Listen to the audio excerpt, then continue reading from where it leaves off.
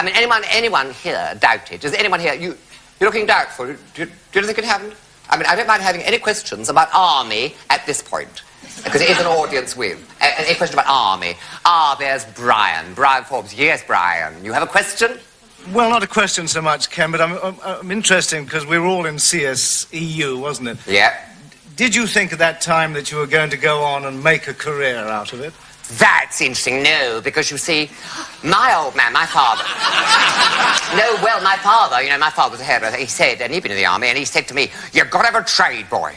It's no good going, because I said, I wouldn't mind doing a bit. Acting is rubbish. All the women are tarts, the blokes are puffs. You'll never make any money because it's too hazardous. You've got to have a trade, boy. You must have a trade. It was all dingy. You've got to have a trade. So, of course, I'd been a trained draftsman. That's how I got into the army. I was in the REs as a draftsman, you see. So that really does answer your question. I had no idea at that point I was really doing it in the army because I thought, well, it's a good way out of square bashing and all that awful, drilling and rushing with bayonets and going, ah, and screaming. I could never do it.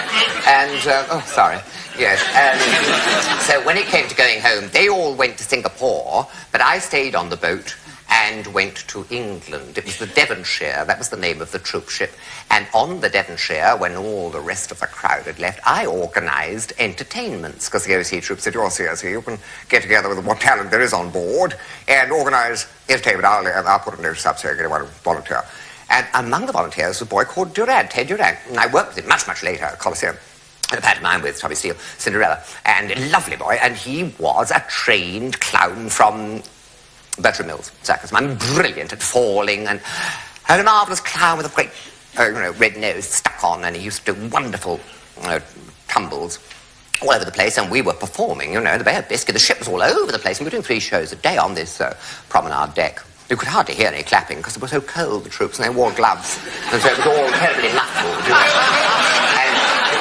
And we did these sketches in a sort of review, and he played in one of these sketches a part of a Russian. He was covered in fur, and every time he entered, we had somebody throwing a lot of paper of snow over him. And there on the set was this old lady with one of the nurses on board. We got her to play it. She was an old lady, and she was in this chair, you'll see, and she was covered in white makeup and looked terribly ill. She was supposed to. And she sat there looking terribly ill. And he kept coming on saying, Mother, come away to the hills. There is Puishnov, Krakow and Marakov. They will save you. Come away to the hills, Mother, before it is too late. Come away to the hills. And she said, I cannot, my son. I am too ill. And then there was a great chorus singing the Volga Boatman. All backstage, oh. And then he came back on and said, Mother, come to the hills. There is Puishnov, Krishnov, Trakov, and all these offs went on. And she said, no, my son, I cannot. I am too ill. And he rushed off again, and the chorus went, oh. And they all sang, you see, very fervently. And then he shot on for the last time. Mother, come to the hills. There is Puishnov, Krakow, Mirikov, Farakov. Come to the hills before it is too late. Oh, no, my son, I cannot. I am too ill. At which point I came on and wheeled her off, saying, we'll have to discontinue. This woman's obviously far too ill.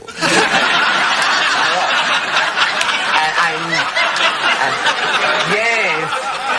It's a riot, isn't it? I never found out who wrote that sketch.